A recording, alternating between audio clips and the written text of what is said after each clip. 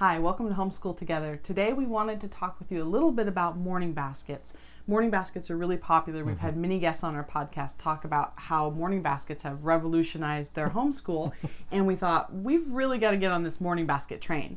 So we're going to definitely cover our kindergartners morning basket, but today we wanted to do something special and talk about our 2-year-old's morning basket. It's not something that we usually think about, having a morning basket for a toddler. Pint-sized, toddler-sized morning basket. But yes. it definitely works out really well for us. We have a 2-year-old and a 5.5-year-old, and keeping them both occupied, keeping the 2.5-year-old occupied and learning while our 5.5-year-old gets her opportunity to do her morning basket items is really important. So today we're going to show off. Matt has created this great morning basket that he uses every day. He's going to tell us all about it. So typically what I'm trying to do here is I'm trying to distract her for the most part. With learning. With learning. With learning. Not in a manipulative way at all. No, so I am trying to learn. I am starting to do the pivoting thing between the two learners. For a long time, it's just been with my older one, and my younger one is really just, hurricane, Tasmanian devil type of person. But now she's starting to get interested. She's starting to want to do things alongside, and so I'm having to pivot back and forth. So I give a task here, I do a little bit of learning with the older one, and then I pivot over to the 2-year-old, and I play and I instruct and I do some fun things while this, the 5.5, 6-year-old is, finishing up like a little bit of an activity, and then I pivot back and forth. So I've had to construct her own little morning basket kind of in the wake of her becoming interested in what we're doing. Yeah, so, which is really cool. So the first thing that she really, really enjoys is tearing apart cards. And so I have a separate box here just full of cards. So I'll do the first one here. This is a game I've been playing with my 5.5-year-old for a long time, the Go Fish alphabet game. So both letters and the words for the animal and the animals themselves. Great little kind of visual cards that kind of have an adult version of the animal and then a baby version of the animal. Is the part that our kids love the most, Yeah. is matching the adult with the baby. And so what I like to do is I like to pull out a number of animals and just do kind of animal recognition. You'll see kind of a theme of animals all the way through. This is something that she's very interested in. And so I'm leveraging that. And obviously this thing has been through the ringer. But it's still together. It's still together. Next I have these really cheapy Dr. Seuss cards I got at, I think it was a dollar store, I think. Dollar Tree, yeah. Same idea though, is the idea of the animals. There's a lot of animals on the numbers, so she's starting to do some rudimentary counting all the way up to about 10, but not really understanding the numbers, so I'm able to do that here, and we're able to count and point animals and characters on here. So how do you take these?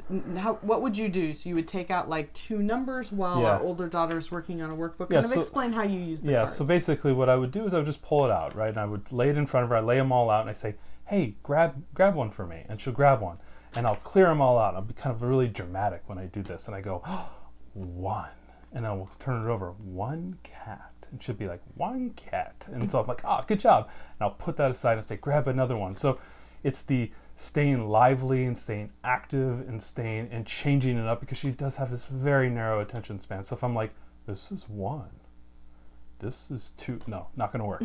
So you got to really keep it live, like 8. And this one will be counting. I'll be like 1, and I'll point to her, and she'll go 2, 3, 4, and we'll start alternating counting. So kind of getting her involved. This one's obviously crazy blue-haired daddy. And old blue-haired daddy, no. Anyway, so that's the kind of thing I'm doing with this, and obviously just stay loose and fun with it. Sometimes she wants to drive the learning. She'll say, I do it. I'm like, oh yeah, let's do it. You set the rules, right? And so I'll go along with what you're doing.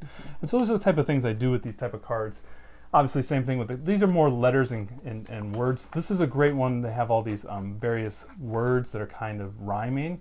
This is a great one to do with my older one and my younger one. So the younger one's playing with a couple, and I'll go like this. Read that word for me, and I'll point to it, and she'll be like, Dad. And so I'll be able to kind of pull her in as well. It's kind of fun. Yeah. And then I'll do some sounding out. So like cat, I'll go ka-at, and then she'll echo that back, ka-at. So we're kind of getting that phonetics, a little bit of phonetics experience with the 2-year-old. She started talking pretty early. I think that's because she has a very talkative 5.5-year-old sister. That always helps. But that's the type of things I do with these cards. And very loose. It's not very, very intensive or anything of that nature. And we have other flashcards too. So this is just a little index card box where we keep all the cards, and then we just change them out as these ones get old. I use this. This is to protect the cards. Yeah, it is. Not to store them, not to organize them. It's to protect them because little hands are now being able to get up there. Right, it's true. But anyway, so those are the cards. So next, my oldest one was always into puzzles, and she loves puzzles. And I want to get to that point where both of them can do puzzles together. So I don't know where we got these. So these were originally, I think we got these thrifting actually. They were originally part of one of those preschool box sets that has like just really easy 2-step puzzle pieces. Yeah, so you connect the 2 pieces again. Characters, objects, connected with numbers. So it's just the number 10, and then so it's just the really basic, first edition of puzzles. And a lot of times what I will do is when you're just getting into it, I will present it to her like this. And then I'll say, put it together, and she'll just start smashing them. And then I'll say, oh no, lift up, and I'll lay it on top, and then I'll go tap, tap, tap, tap, tap, and then it locks. You do that for about a few weeks, and all of a sudden she realizes she needs to pick it up and put it on. And so it's kind of that beginning of the puzzle, but I also like it because it's the abstract thinking of being able to see that this shape fits this shape. Something I really like doing with my learners. So just kind of that abstract thinking, I like it. So I have a box of these, and I have more. I have like a whole treasure chest of these, but I just picked the 1 through 10 cards.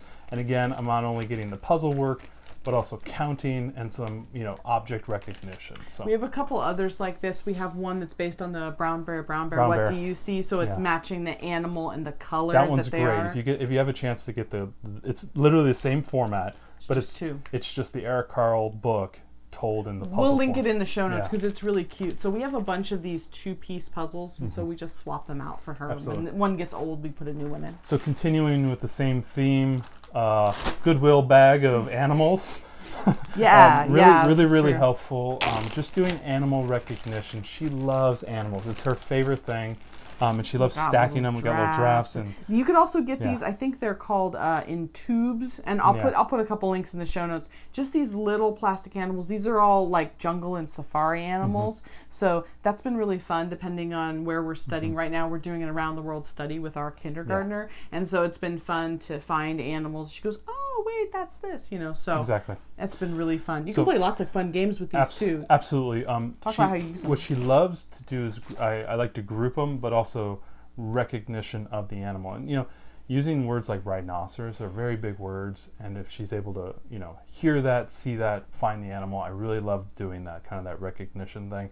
Also sorting, because I have multiple rhinos, multiple hippos, multiple giraffes, so she can begin to sort those. Also what we like to do is kind of tell little stories and create jungle experiences, and that kind of goes with the next thing, which is just a set of blocks. These are just really nice wood blocks. They have characters and letters and whatnot. Not really as important right now, but really just doing the stacking. But the thing I was doing, like for example today, was we were building little forests, and we were putting the animals in the trees. So there's a little thing that we can do, just little wrinkles that you can add. Having things cross over. You can also have blocks. She was just, all of a sudden she just got into a stacking game where she just wanted to stack the blocks all the way top, and I was like, you go girls, skyscraper time. And so she had a great time, was able to really invigorate her mind. And again, when we do these right after breakfast, 20 minutes, maybe less with my 2-year-old. And then she just blows off and goes and starts playing in the living room while my 5.5-year-old, 6-year-old is actually doing some more workbook work. And we'll do another video on what her morning basket looks like. But this is the type of thing that I'm doing. And again, you don't have to be very rigid to this. Things move in, things move out. Depending on the interest, I'll pull toys in, I'll pull art. I think I'm going to be moving to a little bit more artwork for her. She likes to color and likes to draw, likes to use crayons. That's been a big, new thing that she's been into, so I'm going to bring that into the morning basket. So just keep it lively, keep it fresh, keep it different. Try to carry it forward with what my older one's learning, so she can kind of feel like she's coming along with that as well. So these are the great little things that I do. Again, super cheap little basket. You can get at Target or Walmart. Yeah. It's nice to be able to give the 2-year-old small tasks. So some of the things, if you notice, some of the things that he's talking about are things where... Yeah, what am I talking about? Some of the things are things where you really have to, be actively involved. Giving her the 2 puzzle pieces so that she could put them together. Things like that. And others where you're stacking the blocks, you can give her as a small task while you sit over the shoulder of our older one who might need help with something. So having that box be a mix of things that can be done independently and, cooperatively with the parent. It's good to have a mix of both. So you can't be hands-on every second, because you also need to maybe help our older learner if she gets stuck with a word or something in her own workbooks. Yeah, and also having multiple things out, so you're just constantly bringing stuff out of the basket. You're not. I tend not to take the whole basket and drop it in front of her. That chaos ensues. Chaos ensues. So I'm bringing one thing out at a time, and when she has finished with one thing, clean up. Ask her to clean up. Kind of get in that mode of having to clean up after yourself, and then I bring in something new. If I feel like the thing she's doing could be revved up by something else, I'll bring it in. So you don't have to be super, rigid on that, but I do not just drop everything in front of her. That's just something I just don't do, and I haven't had a lot of success there. You may have success with that, but I don't. Yeah, our 2-year-old's going through a real phase where she's a tornado of destruction. So we have to be. Do you see these eyes? Do you see the darkness in those eyes? It's been a little rough lately, but this has really helped to focus her for a few minutes so that we can help our older daughter with some of the things she needs to do. Yeah, so. It's a great thing. Super cheap, super easy. Obviously, we didn't spend a lot of money on any of these things. You can outfit most of the early learner morning baskets from a Dollar Tree, really cheap. Yeah, definitely. So anyway, hopefully that helps you guys. Really early learner morning basket. Hopefully that helps you spur you into action. It's been a very big help for us, and to bring a little bit more structure into the morning, giving me a little bit more time with my older one. Yeah, and this kind of interaction between younger and older, if you haven't listened to our podcast, check out Homeschool Together podcast. We have a podcast. Yeah.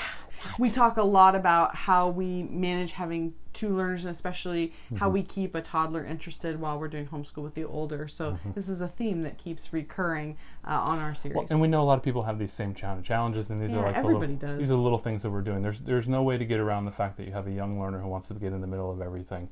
These are just little things you can do to help get yourself through those moments with your older one until they're 2.5 years old and can write an essay in or something like that, right? Exactly. All right. We hope this was helpful. Thanks, guys.